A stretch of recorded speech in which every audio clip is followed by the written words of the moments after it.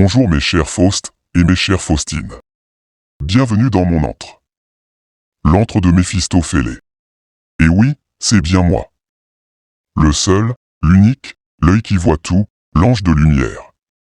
Et patati, et patatras, et tralala. Bande de fêlés.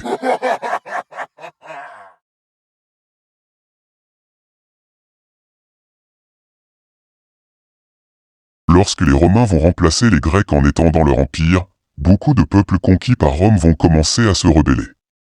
Parmi eux, les faux juifs de cette époque, détenteurs de la Torah. Il va y avoir l'émergence d'un nouveau courant de pensée avec le judaïsme messianique, alimenté par les rebelles juifs, connus sous le nom de zélotes. C'est un mouvement politico-religieux juif du 1er siècle.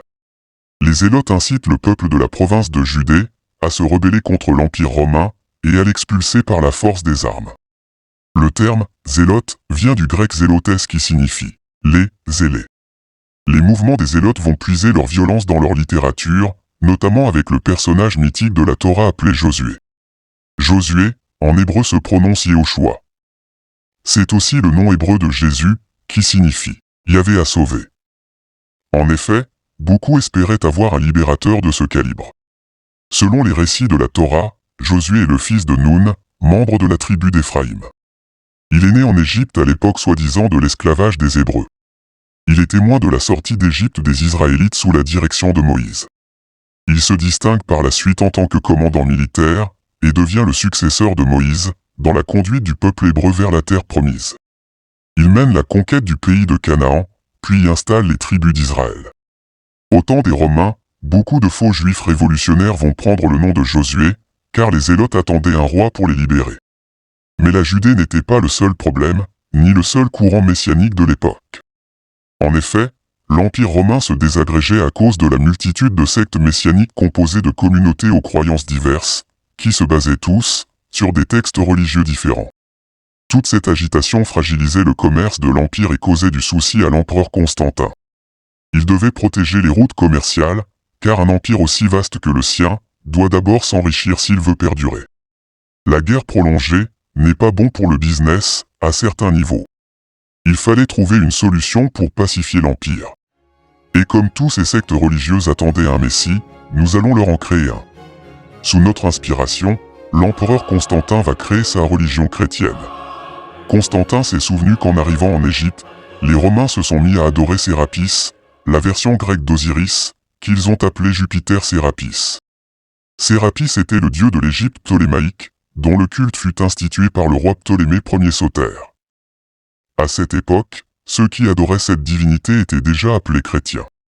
Il va donc convoquer le concile de Nicée pour définir les principes fondamentaux de son christianisme. Sous notre impulsion, ils vont établir un dogme officiel pour que la religion chrétienne fournisse une base idéologique à l'Empire. Le but étant d'uniformiser la foi, dans une visée aussi bien religieuse que politique. Une religion basée sous le contrôle de l'empereur. C'est à ce moment-là qu'ils vont créer la doctrine du christocentrisme où toutes les prophéties de la Bible se rapportent à un Christ nommé Jésus, fils unique de Dieu, né à Bethléem en Judée, de la Vierge Marie, mère de Dieu. En gros, des conneries inspirées des croyances égyptiennes. Et ça va fonctionner, bande de fêlés. Et vous saurez pourquoi.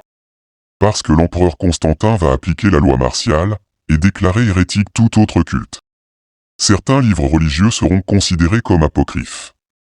Les opposants au nouveau christianisme seront soit massacrés, mis au bûcher, excommuniés, torturés ou emprisonnés. Toute personne refusant de se soumettre aux ordres de l'Église sera pourchassée et éradiquée. Ordo ab chaos. Persécutés par l'Empire romain, tous les mouvements messianiques ou communautés chrétiennes qui n'acceptaient pas l'idéologie et la doctrine de Constantin sur la nature divine du Christ et qui voyaient le personnage de Jésus simplement comme une personne ou un prophète, vont s'exiler en territoire perse, dans l'Empire sassanide.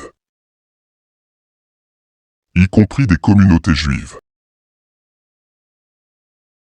Pour les Grecs et les Romains, les dieux vivent avec les mortels, alors théoriquement un homme peut devenir un dieu.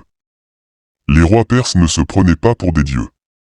Ils étaient au service des dieux, et les dieux ne soutenaient pas nécessairement le roi, dans chacune de ses décisions. Suite à cet exode massif, dans la partie orientale, c'est-à-dire dans l'Empire perse, de nombreuses tribus arabes polythéistes vont rentrer en contact avec ces nouveaux venus. Ces tribus arabes vont par la suite, soit se convertir au judaïsme, ou au christianisme oriental, où Jésus est plus perçu comme un prophète. À cette époque, l'islam n'existait pas encore. Et c'est dans cet environnement, dans ce mélange et brassage de cultures, qu'a grandi le futur prophète de l'islam.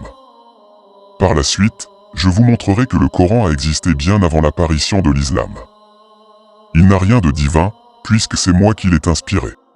Toutes vos religions sont fausses, bande de fêlés. Mais en attendant, souvenez-vous. La vérité des hommes peut mentir, mais le mensonge ne sera jamais la vérité. Qu'est-ce que vous attendez? Pourquoi me regardez-vous encore comme ça? Abonnez-vous, bande de fêlés, ou j'écrirai vos noms dans les registres de l'enfer.